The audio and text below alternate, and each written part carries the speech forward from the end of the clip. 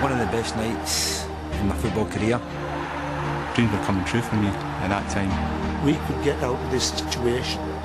You know, we could win something. Hibs was an absolutely fantastic club who'd went through a real rough point, a real low point in their history. I think the emotions were more for the fans at that time.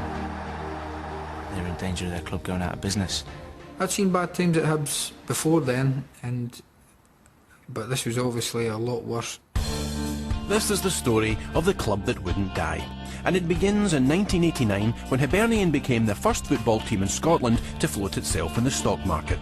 To Hibs' famously fanatical supporters, this was the opportunity of a lifetime.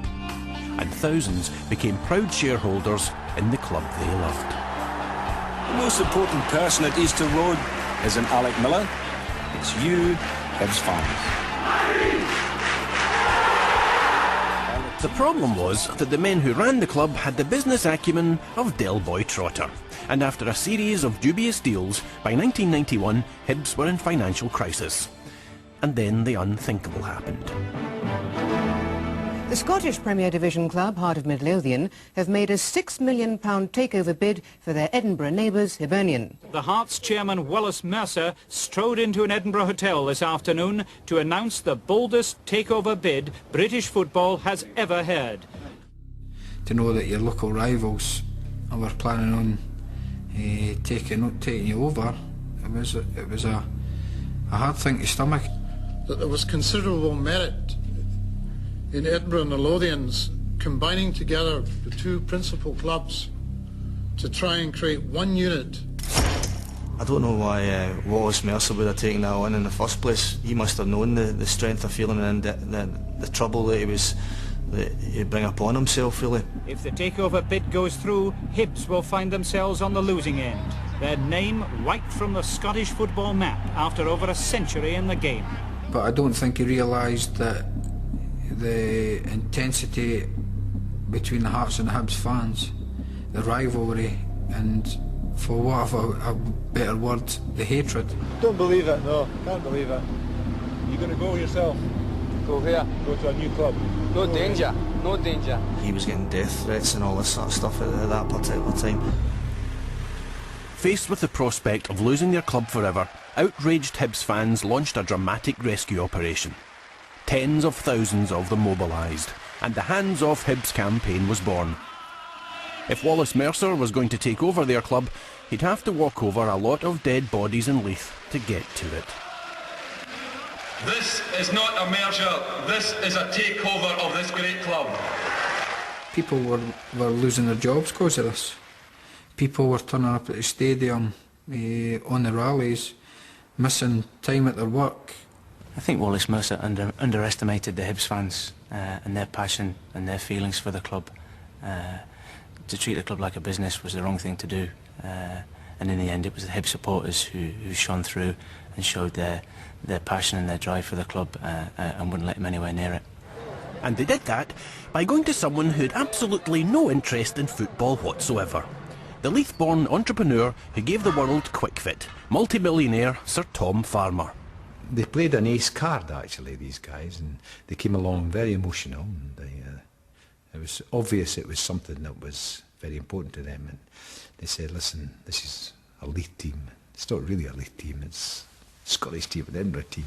But they said it's a Leith team. But more important, do you know that your grandfather and his brother 100 years ago in 1891 stepped in to save the Hibs when they were just about going into extinction, and they played that card. And so anyway, I decided that I would try to do something to help them, and that's when it all started.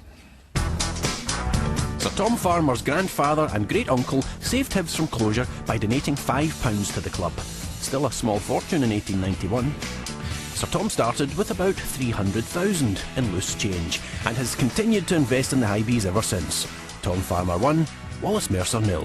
Who says you can't buy a result in football, eh? Gave me a nod, but Wallace could shrug it off. He was a strong guy, and he knew at the end of the day, right, what he was trying to do was something that he actually passionately believed in it. So Hibs fans had finally succeeded in saving their club from extinction, and were quite rightly ecstatic. But Sir Tom must have felt like he'd done a deal with Dylan Rodney. He'd just bought a company in dire financial straits, with assets that bizarrely included a string of trendy wine bars in Bath, as well as the football team languishing in the lower reaches of the Premier League. There was no morale. Everybody that was associated with the club was down. There was no real leadership. There was no buzz, nothing, and it was pretty bad. Hibs got off to a fantastically bad start in the 1990-91 season, losing 2-0 at Aberdeen, followed by a shock 1-0 League Cup defeat at Raith Rovers, and another 2-goal loss at Celtic Park. But none of that really mattered. What mattered was the fast-approaching Edinburgh derby against arch-rivals Hearts. This was their first meeting since the failed takeover bid, and after the humiliation of Wallace Mercer's attack, Hibs could not afford to lose. This match wasn't about football. It was about pride.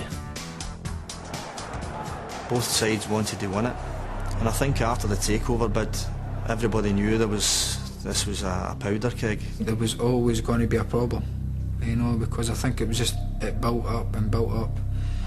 Miller getting the touch to it. Robertson's in there. Robertson doing well, and the deflection. It's a goal for Hearts. It was pretty vile. We have an incident on the field. Disgraceful scenes, these quite dreadful scenes. Levine with the header and the ball in the net, and it's John Robertson, I think, getting the final touch. The ball through to Foster, he's got Robertson in the middle. John Robertson, what a goal by Hearts! Hibs lost 3-0. For Hibs players and fans, the outlook had never seemed so bleak. Once you play the Hearts and you get beat, you never forget it. And there in fact goes the final whistle. Every time you lose to your closest rivals, it leaves a horrible taste in your mouth, but just that game especially was very, very hard to take. It's with you all the time.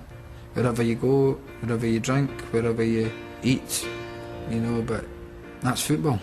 My heart was broken. Sunshine on Leith? Someone misread the weather forecast. I think it was just one of those seasons for Hibs where everything seemed to go wrong. If it could go wrong, it went wrong.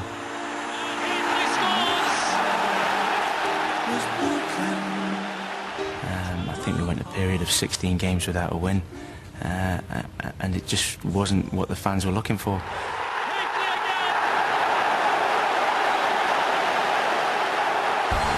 But from behind the clouds came a shaft of light.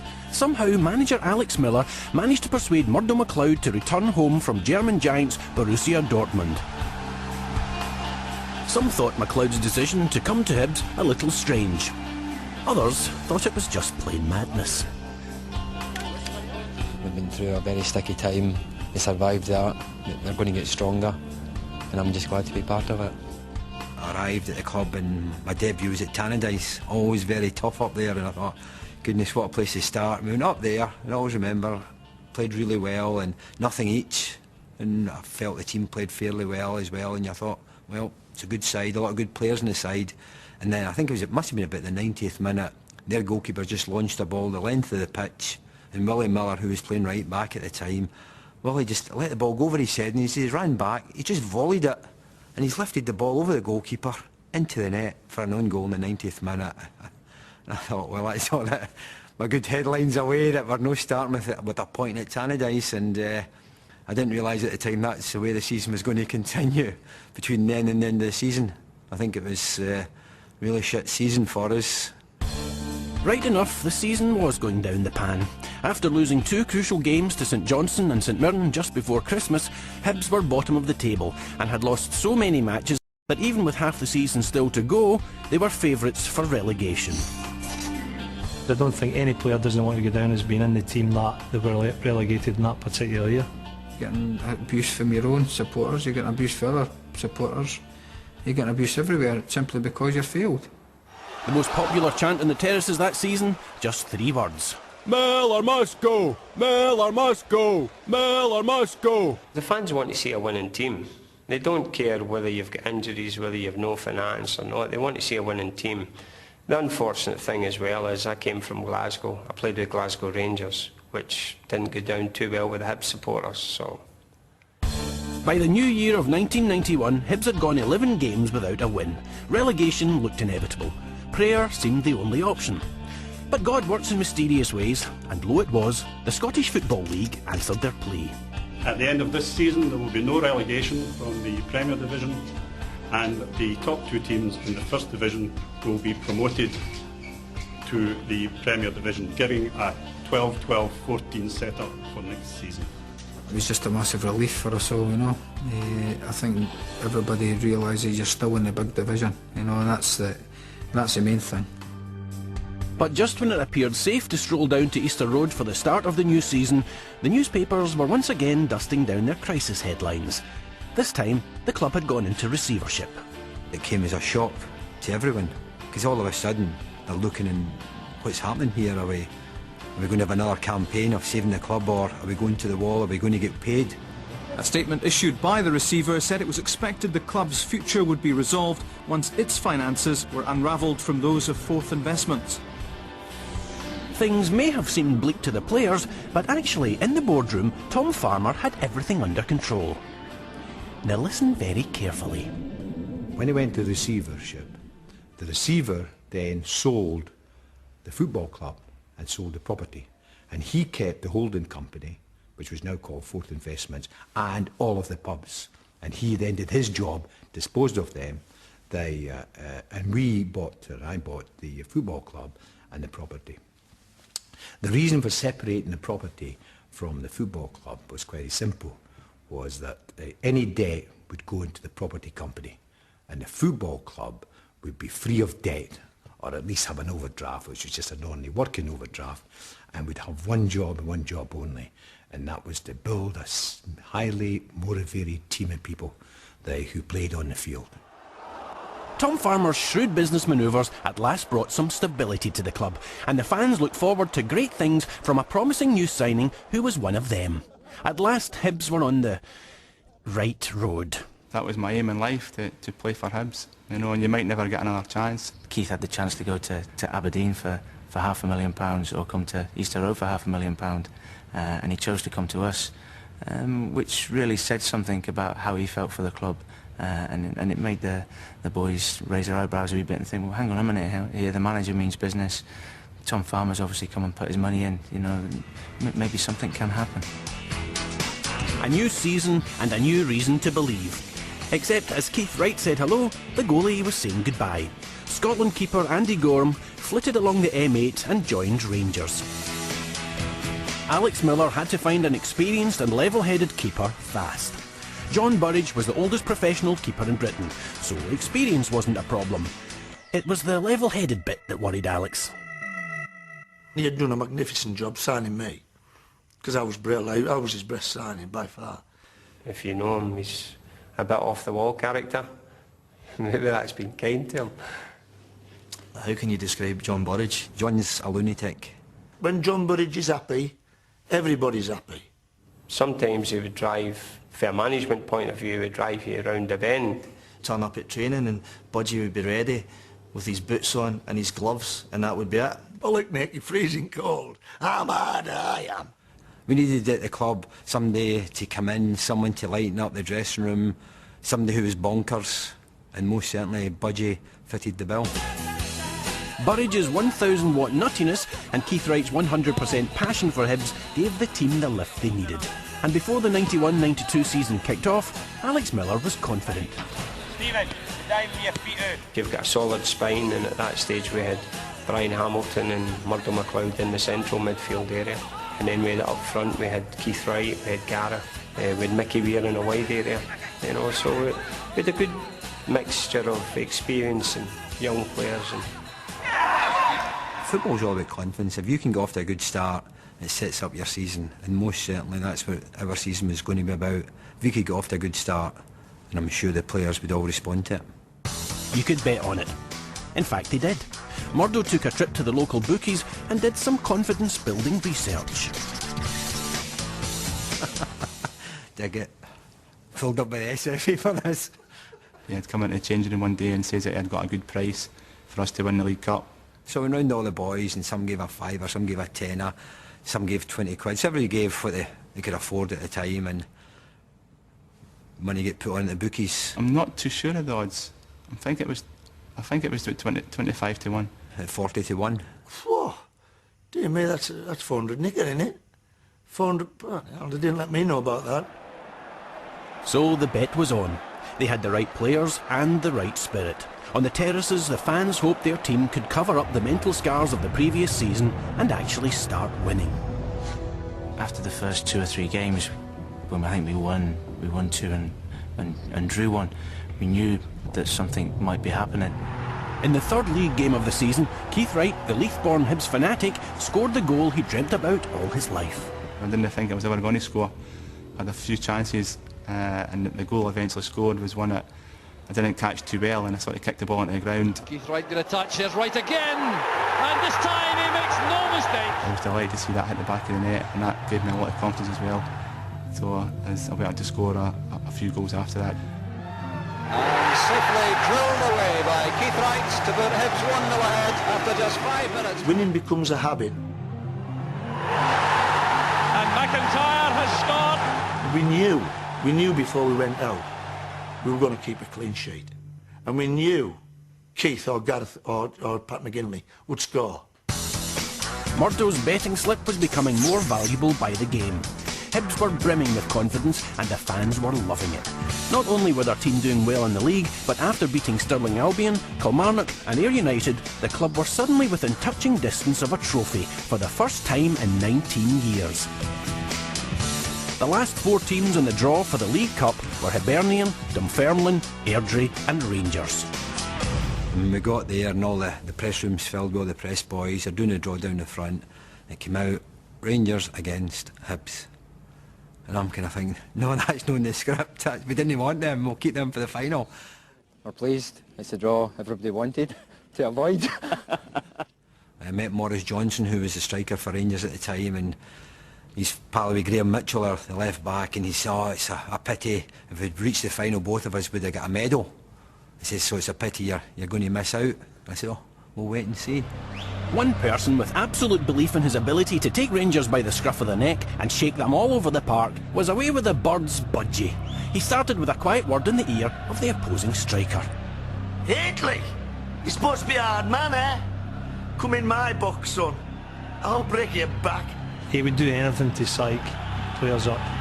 And you, McCoyce, you're a superstar up here, son. You went down Sunderland and failed. You couldn't play with the big boys. Maybe that was his way of calming people down. Maybe we then realised, well, if John Burries can stand up to them, we can stand up to them. 700 Premier League games, boys. You haven't played one between yous. You're rubbish. Hibs went out fighting and held their ground against Rangers, Burridge leading from the back.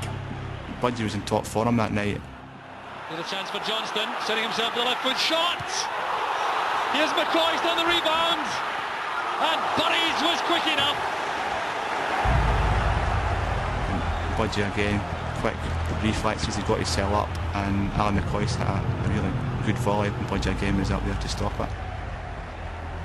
At the other end, Andy Gorham, playing for the first time against his old teammates, was desperate for his first piece of silverware. With the first half drawing to a close, the game was locked at 0-0. Something had to give. Header down by Spackman, lofted through there by McGinley. There's no offside. Here's Mark McGraw, and a fine challenge made by Andy Gorham. There's Mickey Weir trying to chip. He was trying to hit an area for Keith to get that big head he has on it. It was like slow motion when it come over, and the fact that the Rangers players split and went on each of the posts. And Hibs are ahead. It was a matter of hitting the header into the middle of the goal. Keith Wright with a header, and Hibs are ahead. And Hibs went on to hold Rangers for the next 50 minutes. Keith Wright's winning goal had his fellow Hibs fans scrambling for cup final tickets, something unthinkable just 12 months before. And there goes the final whistle. Hibs have beaten Rangers. Their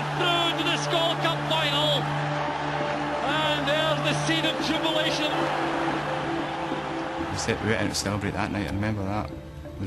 Edinburgh boys went back to town and celebrated as if I'd won the cup. Our lads were starting to get a bit cocky now. You know, we're good. You know, we're good. You sometimes think when you've won the semi-final against a big club, then the final's easy. But the final's twice as hard if you go in with that attitude. No one knew more about how important the League Cup final was than Alex Miller, the man who'd borne the brunt of the pressure, the misery and the abuse of the last 2 years. Where I felt it most was my family. I had two young sons at that time, and they were getting abuse at school. It's not easy being a football manager.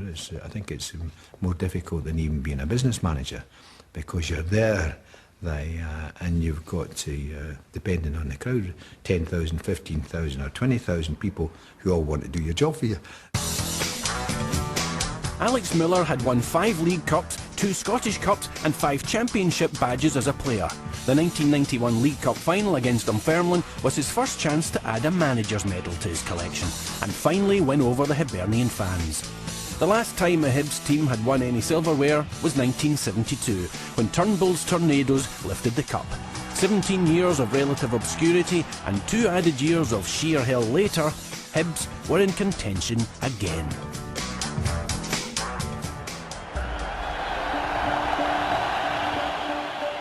While the maroon half of Edinburgh sat at home and backed Dunfermline, the Hibs fans were desperate for a win. Defeat was unthinkable. A green and white clad army packed Hampden's terraces that day, and for once they weren't from Glasgow. The big thing for me at that time was not to come away from Hampden a loser. I had to win the cup, I had to be in the winning team. I kept saying to myself, we can't lose. Just the fear kept me going. Left foot. Out of luck there, the youngster coming inside. Mickey Weir trying to break clear for Hibs. He's brought down in the end by McWilliams. An angry reaction from Mickey. First half of the game, you're out and we're there, but we're no there. We're not playing the way we've been playing. We're not playing quickly. We're no aggressive. We're no winning challenges. Now Martin McLeod looking for a shooting chance. That was deflected off McCarthy. We just felt we've just turned up thinking we're going to get the cup. Dunfermline played well in the first half. We were a wee bit lucky at times to get through it. After a dismal first half, the destination of the League Cup still hung in the balance. Would it be Edinburgh or Dunfermline? Alex Miller had just 15 minutes to inspire his team. What I remember most was at half-time when he came in and the score was 0-0, and he just really quietly said, "Don't let this pass you by, this could be the biggest day of your lives." And I said to the players, just go and relax. You've got all the tools that you need. You've got the tactical awareness, you've got good fitness. Go and relax and go and take the cup. You deserve it. If the Hibernian fans had seen a performance reminiscent of the disastrous 1990 season in the first half, they welcomed back the 1991 vintage in the second. Hibs just needed an even break. What they got was a lucky one. Here's Weir again, trying to get away from Sharp, brought down in the end, a penalty kick has been given. Michael Weir got brought down for the penalty kick. One or two say it was a wee bit soft, but... Sharp went down, he appeared to catch him perhaps with his arm, or did he? No, it wasn't a dive, that was another one I've lived with for a long time. It was a missed kick, a complete missed kick. I just basically tried to go by the full back and got my feet caught up at the same time and ended up on the floor. And I went, penalty! You know, and he's like, penalty. Up stepped Tommy McIntyre, possibly for that brief moment in time, the coolest man on the planet. I really just tried to focus the ball, the goal, and where I was wanting to put it, to blank out the crowd, the players, everything round about you, and just to focus on the ball. You just felt, this is the one, this is the one. If Tam puts it in, we'll go on and win the cup. Tommy McIntyre, the record is gone, the Hibs take the lead.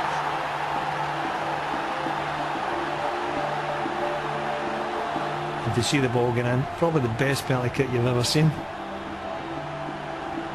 But the fairy tale being played out for the Hibs fans didn't end there. One player had a destiny to fulfil. And then the script was written for Big Keith Wright to go through and score. Here's Tom Wilson. Now Cunnington. Mickey Weir got the ball inside right. Go on, Keith, go on. Hammer it, hammer it. This could settle it for Hibs. It's Keith Wright. That settles it. Hibs now surely destined to win the cup. And when that goal went in, that was it. All the relief from the previous 2 years was shown on the Hibs fans' faces, was shown on the players' faces. We knew that Hibs was still alive and kicking, and this was the culmination of what had gone on for the previous 2 years, and everyone was happy.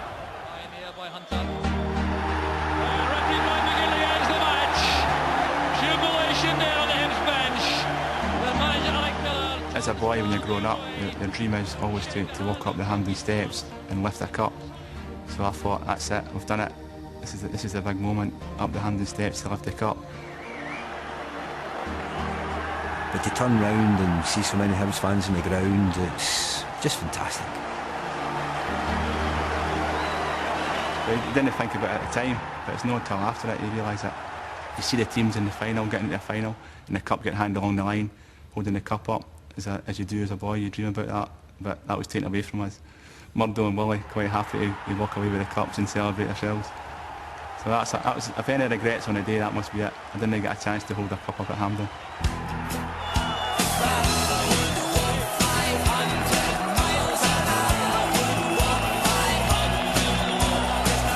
The moment for me winning the cup was getting back to Edinburgh on that open-top bus and seeing the amount of fans that were on the street and how much that Hibs meant.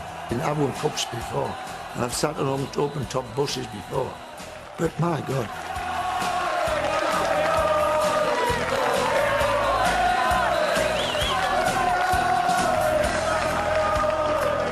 It hit home before with the Hands Off Hibs campaign, but I've never seen anything like this in my life, and I don't think I'll ever see anything again.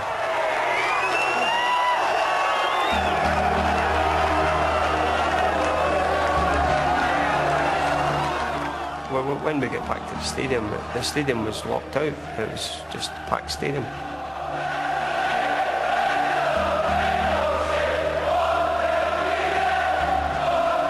You wonder where everyone came from and went out onto the pitch in the ovation. You still get the goosebumps in the back of the neck when you're talking about it, but just wonderful.